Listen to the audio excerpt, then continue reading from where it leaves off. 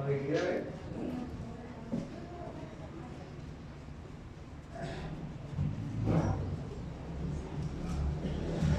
Por si acaso, le dimos buena la respuesta a Melanie porque efectivamente es de Samaria. Es correcto. Yo me equivoqué en eso. Porque yo soy así. Es de Samaria. Eso que la verdad.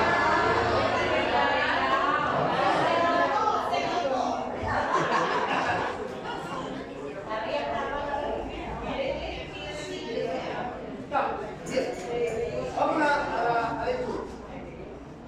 Vamos a hacer un pequeño repaso. ¿Ok?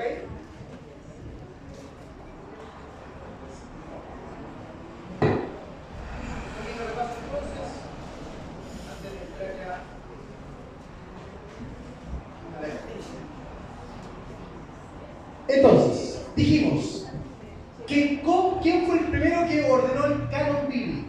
El Antiguo Testamento. ¿Quién fue? ¿Quién se acuerda? Eso está muy bien. Ordenó el canon y lo ordenó en 3 partes, con la Torá, o la ley, los profetas y los escritos. Lo hizo Esdras en el siglo V antes de Cristo. Vamos bien. ¿Cuál fue la primera traducción que se hizo del hebreo al arameo? ¿A cuál?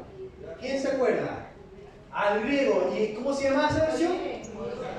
Del griego Koiné, pero esa versión se llamaba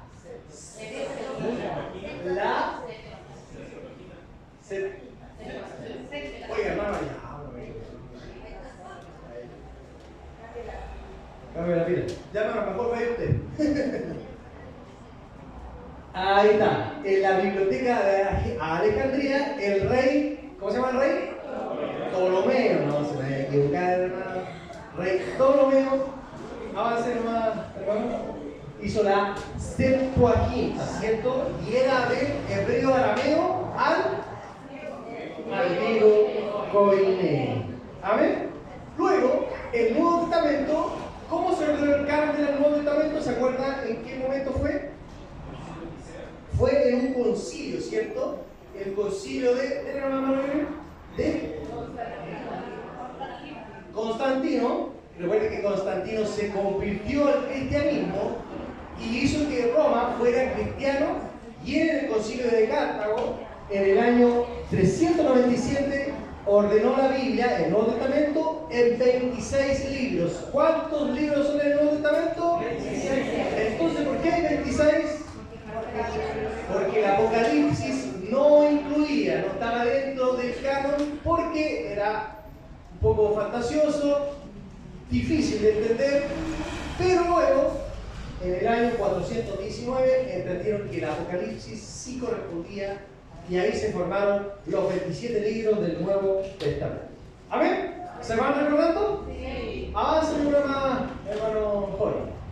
En el año 405, este hombre, Jerónimo, hizo la Biblia a la Vulgata latina, que era como el idioma popular del latín, el Vulgata latina. Él hace esta versión en este idioma que es el latín, pero en la Vulgata, en la Vulga. No sé si se ha dado cuenta que hay alguna Biblia que dice la Vulga. ¿Ya? ¿Ok? Vamos, avancemos una más. Y en el año 476 se separa el mundo antiguo y comienza la Edad Media. ¿Cierto? ¿Hasta aquí vamos bien? ¿Vamos a ver, se van recordando? No tengo premio por esto, no. Ya, avancemos una más. En el siglo XIV, este hombre, ¿se acuerdan de él? John Wycliffe, ¿se acuerdan ahora sí? Fue el hombre en Inglaterra que tradujo la Biblia del latín. ¿Cuál era la traducción del latín? La Vulgata al inglés. Y en el año 1380 tradujo el Nuevo Testamento completo al inglés, y en el año 1382 tradujo completo el Antiguo Testamento. Finalmente, la última que tengo de recuerdo es que el 31 de octubre de 1507, en la capilla de Wittenberg, Martín Lutero puso las 95 tesis al darse cuenta, él sabía latín, que la Biblia no coincidía con lo que la iglesia enseñaba, y es por eso que él hace esto, pone las 95 tesis en la catedral para que se pueda corregir lo que estaba errado.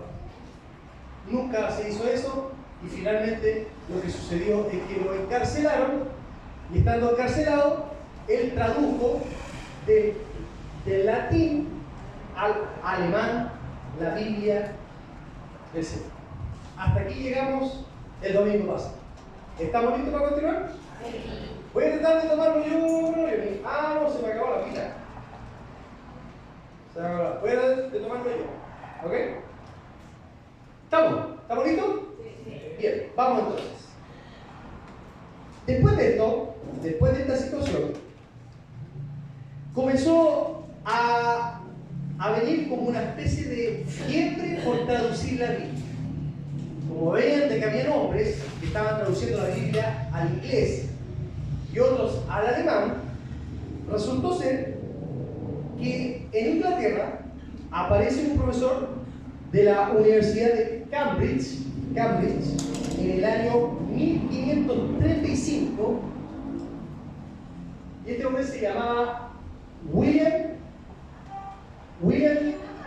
Taylor. ¿Cómo se pronuncia? Taylor. La hermana Cecilia, que estuvo en Europa, sabe más inglés, con la otra Cecilia. ¿Ah? Yo no alcancé a ir así. Él hace una traducción del griego, de la Septuaginta, la hace del hebreo también. ¿Cuál era la traducción del hebreo? ¿Quién se acuerda? Si bien es cierto, el hebreo era la traducción que tenía Esdras de los rollos, pero después hubo una que se actualizó. ¿Se acuerdan cuál era? ¿Quién se acuerda? De los masoretas. Los masoretas, ¿recuerdan? Ellos tomaron los rollos y hicieron una revisión de los rollos que tenía Esdras y hicieron la Biblia de los masoretas. De estas dos, este hombre, William Taylor, tomó de ambas, de la griega de la Septuaginta y de la hebrea de la Biblia masorética, para traducirla al inglés. ¿Y esto por qué? ¿Por qué sucedió esto? Recuerden que John Wycliffe la había hecho en inglés, pero lo persiguieron y le hicieron desaparecer todas las Biblias que había traducidas al inglés. Entonces este hombre, William Taylor, comienza a trabajar en esto, y al darse cuenta que la iglesia tradicional los esclavizaba y no era de acuerdo a las escrituras, lo declararon también hereje, y le tocó irse y huyó hacia Alemania. ¿Por qué Alemania? ¿Quién se acuerda qué pasó en Alemania? En Alemania, Johannes Gutenberg, ¿qué fue lo que hizo? La imprenta. ¿Se acuerdan? La imprenta. Por eso huyó hacia allá, para poder imprimir las Biblias al inglés. ¿Y por qué le puse esos saquitos de qué son esos saquitos? Son como de harina, ¿cierto? Porque en sacos de harina escondían las traducciones. Para que no se las quemaran y no se las quitaran, las escondían en sacos de arena, y así podían tenerla, esconderla y poder repartirlas por todo el mundo, para todo aquel que quisiera conocer lo que las escrituras decían. ¿Amén? Entonces, en su idioma podían leer, y aunque estuvieran escondidos en sacos, mis hermanos, la gente estaba ansiosa por recibirla.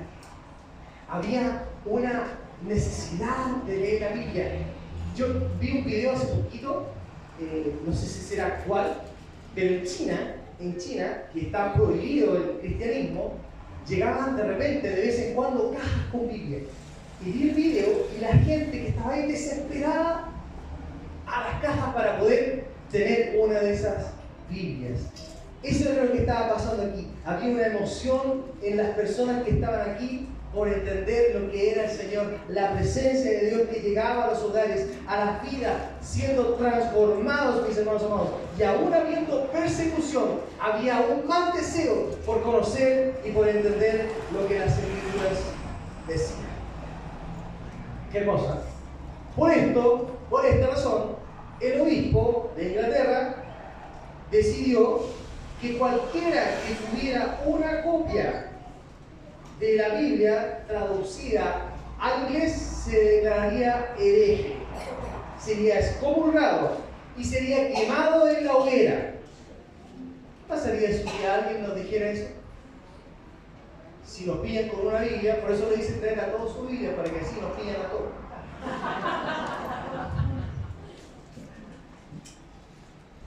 William Taylor fue declarado hereje y fue perseguido al punto que no lo encontraron.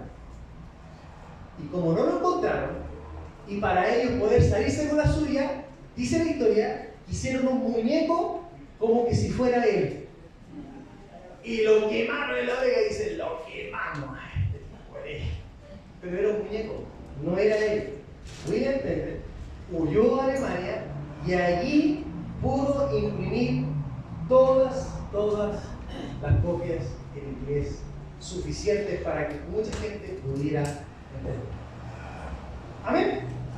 Vamos avanzando. En el año 1537, este hombre, ¿se acuerdan quién es, cierto? Ese hombre es el rey Enrique, estaba ahí cerca, ¿cómo decirlo? Enrique VIII. Usted me dirá, ¿y este hombre por qué está ahí, pastor? Bueno, le quiero contar un poquito. Este hombre era un sinvergüenza. Era un sinvergüenza. Se casaba con las mujeres, con su esposa, y si no le gustaba, las mandaba a matar. Para no pagarle pensión. Eso es lo que era un sinvergüenza. Entonces ustedes me dicen, pastor, ¿y cómo puso un sinvergüenza aquí? Como que no pega dentro de toda esta historia. Bueno, les voy a contar por qué. El Papa, que estaba en ese tiempo, excomulgó a este rey por lo que él había hecho. Por lo que él había hecho y por la maldad que él hacía. Por esta razón, el rey VIII fue despedido de su cargo.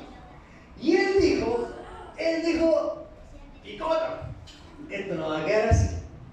Y dijo, le voy a dar donde más les duele. ¿Qué era lo que más les podía doler? Que les tradujeran la Biblia al inglés. Y dijo, les voy a traducir una Biblia la más grande de todas, con las letras más grandes, las más bonitas de todas. Y las voy a poner en todas las catedrales, para que si sepan con quién se metieron. Y así fue. Y fue que en el año 1604, el rey que vino después, el rey Jacob, como ya la Biblia ya se había podido traducir con suma libertad, el rey que vino después, que fue él, el rey Jacob, dice, vamos a hacer una traducción bien hecha. Y contrató, dice la historia, 40 eruditos de la Universidad de Cambridge y la Universidad de Oxford y tradujeron esta versión. ¿Les parece ahora más conocida ahora? La King James de 1611. Mire, nos vamos acercando ya a lo más conocido de nosotros. Este hombre fue el rey Jacob. Mandó a hacer la traducción de la King James. ¿Qué significa King James? Rey Jacob. Rey Jacob. ¿Ah? Pero ojo, y esto es lo que quiero decir. Muchos piensan que esta fue una traducción que hizo King James, el rey Jacob, pero no fue él. Él contrató 40 eruditos para que le hicieran. Lo que pasa es que él la mandó a hacer. ¿Ya? ¿Ok? No fue él que solamente él la mandó a hacer. Y es hasta el día de hoy la Biblia más conocida en el idioma inglés. La King James. ¿Amén? ¿Vamos bien hasta acá? Nos vamos acercando, ¿ah? Mire, ya estamos en 1604. Queda poquito para llegar a... Ahora, antes de que se tradujera esta Biblia en el monasterio de San Isidro, Campos, Sevilla, España, había un señor llamado Casiodoro de Reina. En 1557, él lo que hizo fue tradujo del latín, la Vulgata latina al castellano. Ojo que el castellano no es lo mismo que el español. El castellano es un idioma que se habla más en España, pero no es el mismo español que nosotros tenemos, ¿ya? Para que vayamos entendiendo un poquito de esto. Y es lo que hace, traduce la Biblia del latín al castellano. Y cuando la comienza a leer, y cuando comenzaron la gente a leer y a cuestionar, ¿por qué? Porque estaban acostumbrados a las indulgencias. ¿Se acuerdan lo que son las indulgencias? Cuando tú pagabas por un familiar tuyo para que lo saquen del infierno y lo pongan en el purgatorio. Entonces la gente está acostumbrada a eso. Cuando viene esto y empiezan a leer y se dan cuenta de que en realidad la salvación no es por obra ni por dinero, sino que es por gracia, obviamente que comenzó a generar un caos, y por este caos, adivinen qué, lo declararon y lo persiguieron hasta que él llegó a Inglaterra. Y en Inglaterra fue protegido por la reina de ese lugar, la reina de Inglaterra, para que él pudiera terminar la traducción completa del latín al castellano. La primera ya versión más parecida a lo que nosotros tenemos. Sigamos.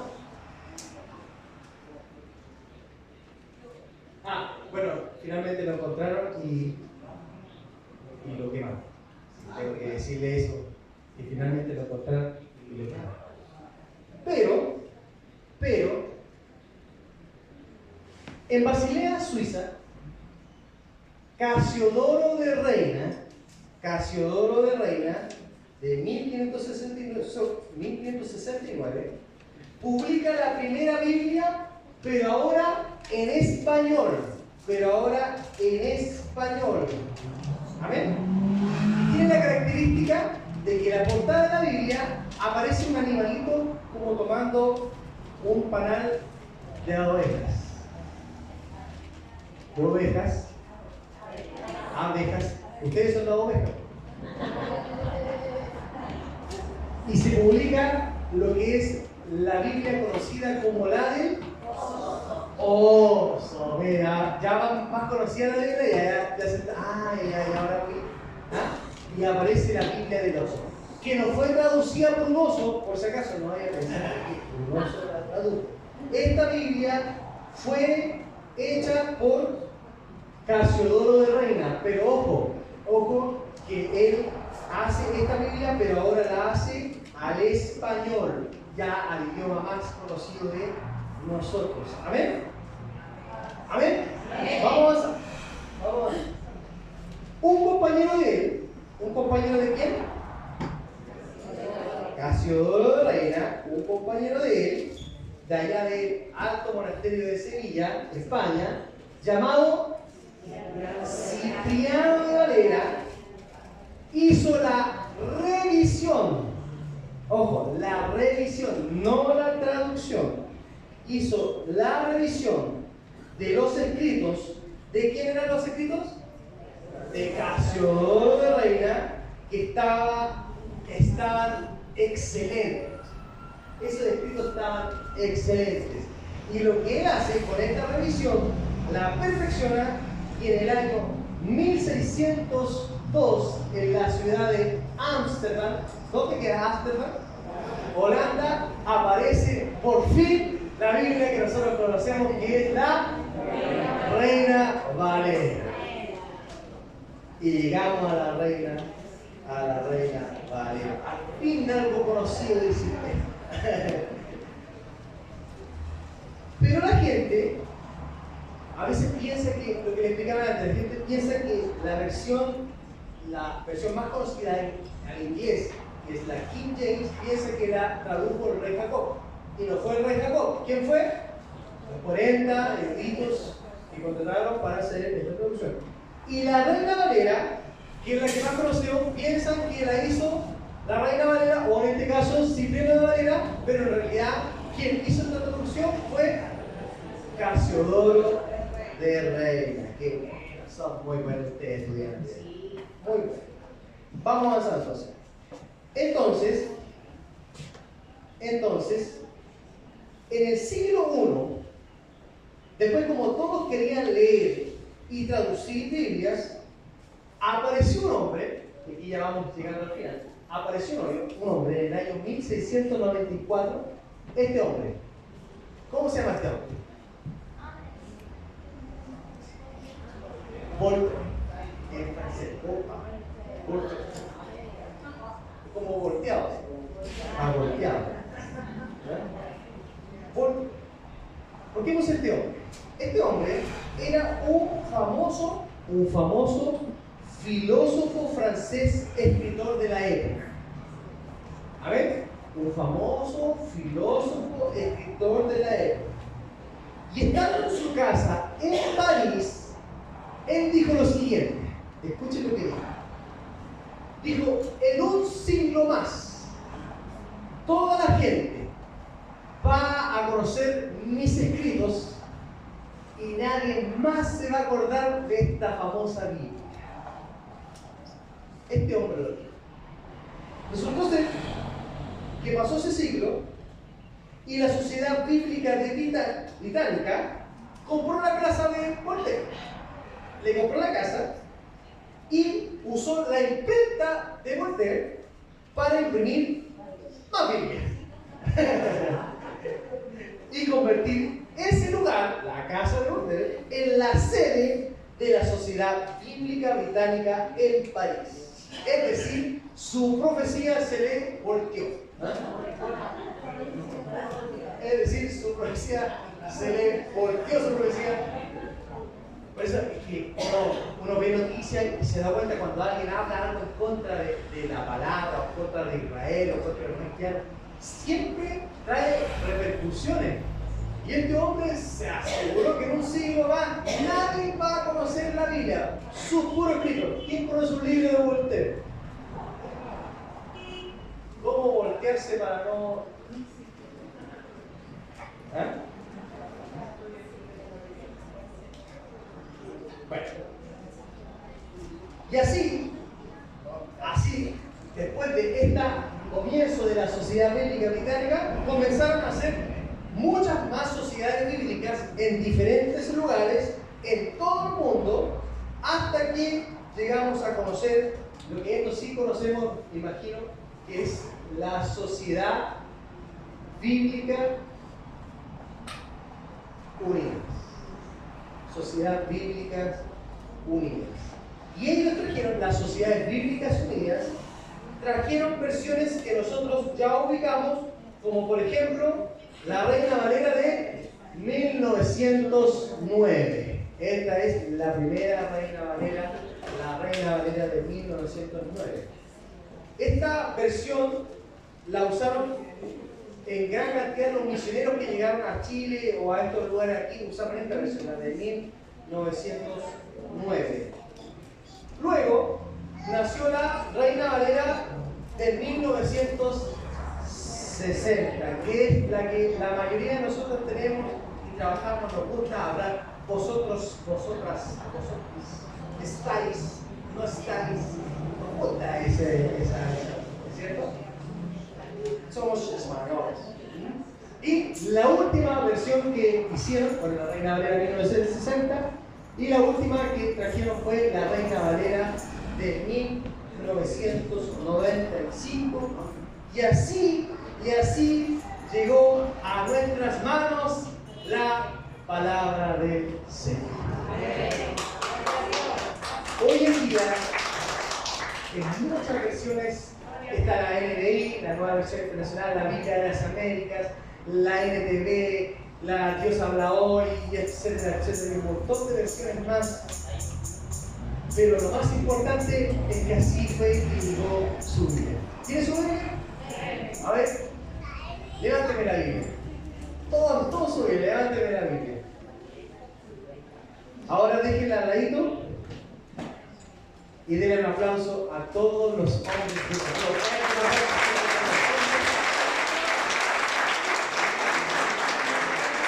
Para todos los hombres hicieron posible esto. Amén. Y si ahora alguien viene y nos declara herejes y nos echan a la hoguera, nos van a echar a todos porque todos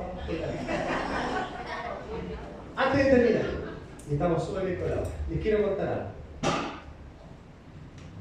Con esto sí que termino.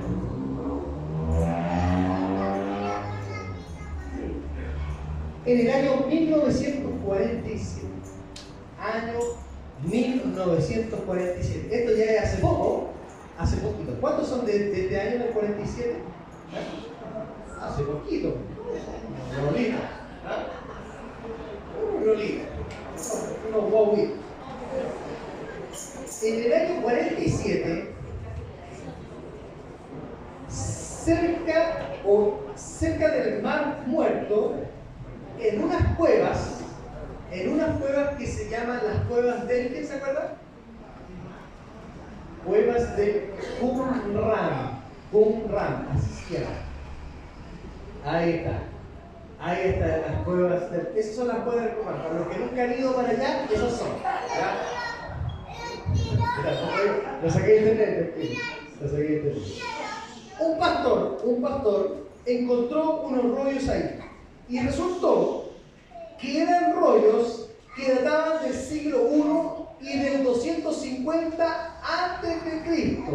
Es decir, eran rollos en hebreo y en arameos que correspondían a los rollos que trabajó ¿quién?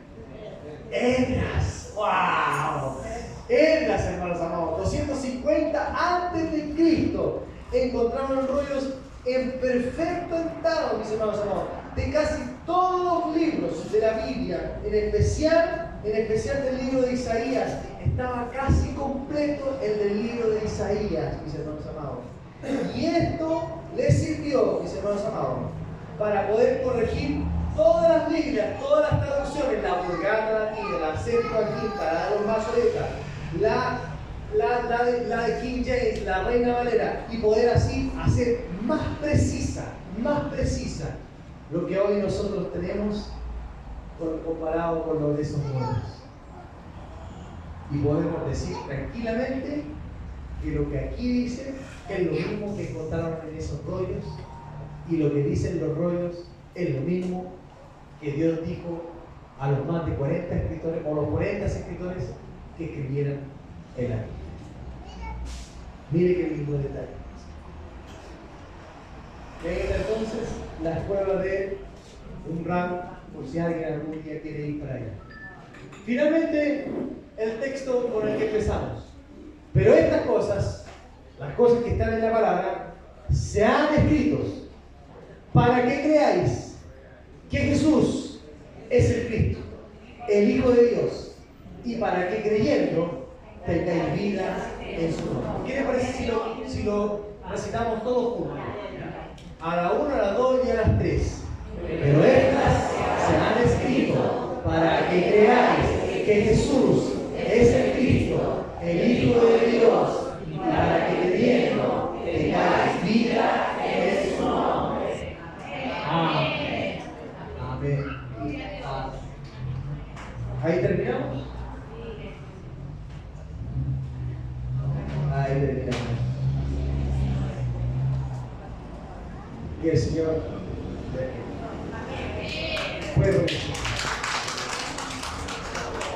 Tome su Biblia. Tome su Biblia.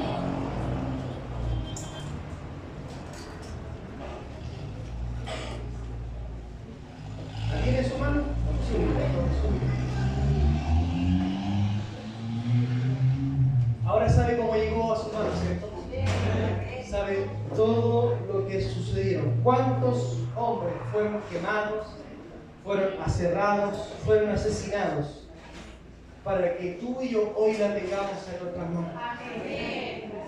Nos sirve cerrar, No sirve cerrada, no funciona cerrada. Y tampoco funciona abierta en el Salmo 91. No funciona ahí. Y tampoco es sagrada como para decir en el sentido de que no, en la cajita con el plástico. Hermano, entre más rota, mejor, hermano.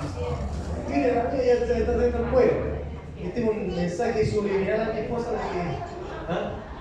Pero, y algunos la tienen marcada, y qué bueno, hermano Zapado, hay alguna hoja un poco roñosa. Pero lo que pasa, hermano Zapado, es que esta es su espada. Esta es su espada. Con esta usted encuentra defensas ante las acechanzas del diablo, mis hermanos. Pero ahí está, esta. Levántela. Ahí está esta, su espada, la palabra del Señor, que está para exhortarnos, para guiarnos, para reprendernos, para consolarnos, para fortalecernos, para animarnos, para ayudarnos y para alimentarnos y, por supuesto, para poder tener una mejor relación con nuestro Señor y nuestra Señora.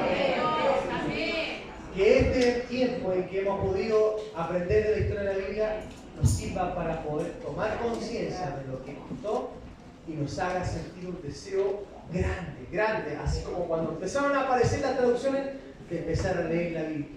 Y como dice, cómase la Biblia.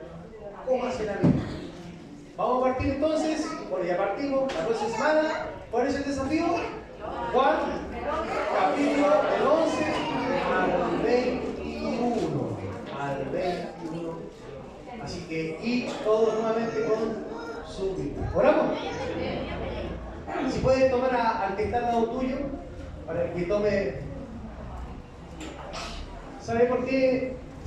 Porque en esto, en lo que tiene que ver con la palabra del Señor, es importante que nos podamos animar los unos por los otros.